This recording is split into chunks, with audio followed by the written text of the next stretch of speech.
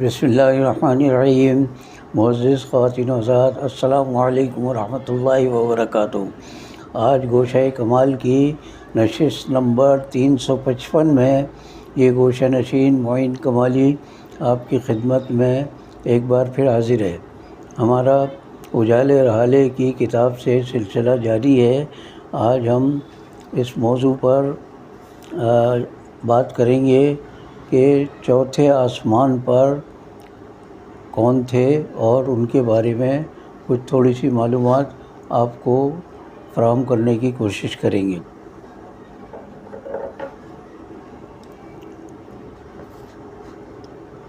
ابدی زندگی کی خواہش ہر انسان میں فطری طور پر موجود ہے۔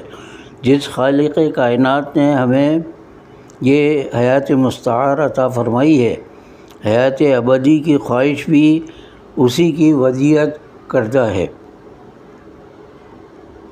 خواہشات نفس سے مغلوب ہو کر اور اپنے ازلی دشمن شیطان لعین کے بہکاوے میں آ کر گمراہ ہو جانے والے لوگ طویل زندگی کے آرزومند ہوتے ہیں کہ اس طرح دنیا میں رہ کر زیادہ سے زیادہ کھائیں پئیں اور حرص و ہوس کے ہنگاموں میں گم رہیں گے، لیکن خدائے علیم و خبیر کے بندے جانتے ہیں کہ اس دنیا کی قطعی عارضی اور فانی زندگی ہے، بالکل پانی کے بلبلے کی طرح کہ نہ جانے کس آن پھٹ کر گم ہو جائے۔ رحیم و کریم اللہ نے اپنے مطیع و فرمانبردار بندوں کے لیے حیات ابدی کا وعدہ فرمایا ہے، جو اس دنیا کے ختم ہونے پر شروع ہوگی۔ جن لوگوں نے اس دنیا میں تقوی اور پرہیزگاری اختیار کی، وہ اس دنیا میں مالک حقیقی کی عطا کردہ بے پایہ نعمتوں سے لطف اندوز ہوتے رہیں گے ہمیشہ کے لیے۔ نیکوکار بندے ہر دور میں گزرے ہیں، سچ تو یہ ہے کہ انہی کے دم سے یہ دنیا قائم ہے۔ کرۂ ارض پر آدم و حوا اور ان کی اولاد کو رونق بخشے چند سو برس ہی گزرے ہوں گے کہ ایک بلند مرتبت اور نیک سیرت انسان کو فرشتہ غیب نے خوشخبری سنائی کہ آپ کے اعمال صالحہ بارگاہ ایزدی میں اس قدر مقبول ہیں کہ اس منعم حقیقی کے حکم پر تمام اہل عالم کے نیک اعمال کے برابر آپ کے نامہ اعمال میں اجر و ثواب لکھا جاتا ہے۔ معاً اس بندے خدا کے دل میں خیال آیا کہ پھر تو مجھے طویل زندگی ملنی چاہیے تاکہ خوب نیکیاں سمیٹوں اور حیات ابدی میں رضائے الہی اور اعلیٰ درجات سے سرفراز کیا جاؤں۔ ایک دوست فرشتے سے درخواست کی کہ وہ فرشتہ ازل سے زندگی دراز کرنے کا راز پوچھ کر بتائے۔ وہ فرشتہ ایک روز اس بندے مومن و صالح کو اپنے بازوؤں پر سوار کر کے ہفت افلاک کی جانب مائل بپرواز ہوا۔ چوتھے آسمان پر موت کے فرشتے سے ملاقات ہو گئی جو زمین کی جانب اتر رہا تھا۔ دوست فرشتے نے بندے خدا کی خواہش بیان کی۔ فرشتہ اجل نے دریافت کیا کہ طویل العمری کا طالب وہ شخص کہاں ہے؟ بتایا گیا کہ وہ میرے ساتھ ہے۔ حضرت عزرائیل نے انکشاف کیا کہ مجھے بارگاہ الہی سے جب اس صاحب کردار انسان کی روح چوتھے آسمان پر قبض کرنے کا حکم ملا تو میں حیران و پریشان ہوا کہ انسان تو زمین پر بستے ہیں، پھر اس شخص کی روح چوتھے آسمان پر کیسے قبض کروں؟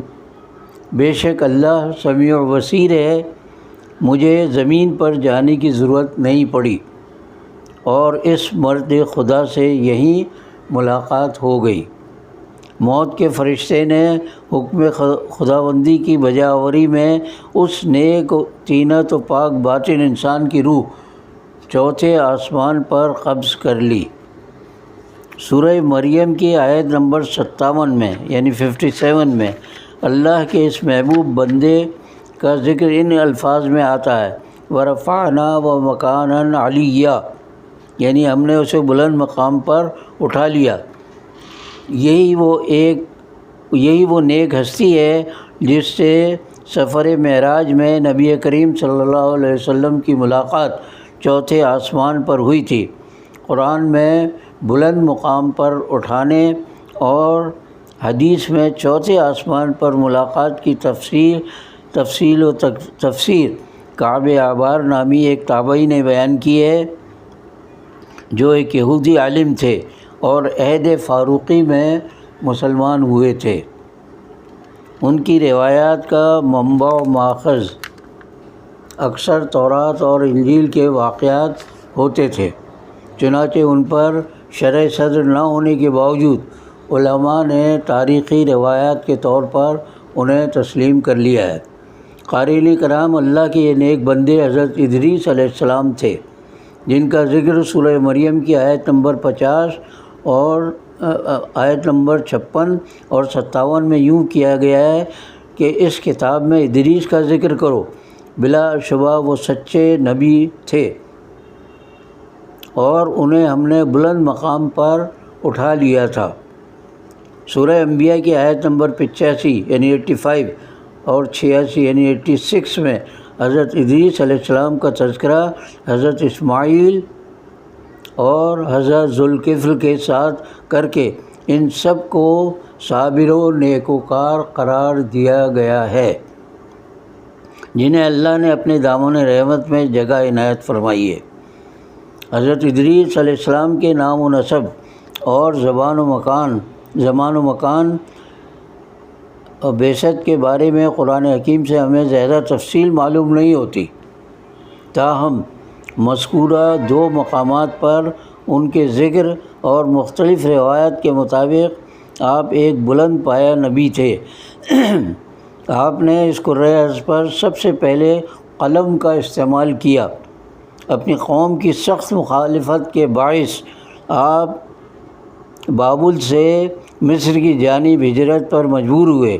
اس طرح حضرت ادریس علیہ السلام پہلے مہاجر نبی قرار پائے۔ مصر میں حضرت ادریس علیہ السلام نے علم و دانش کے مراکز قائم فرمائے۔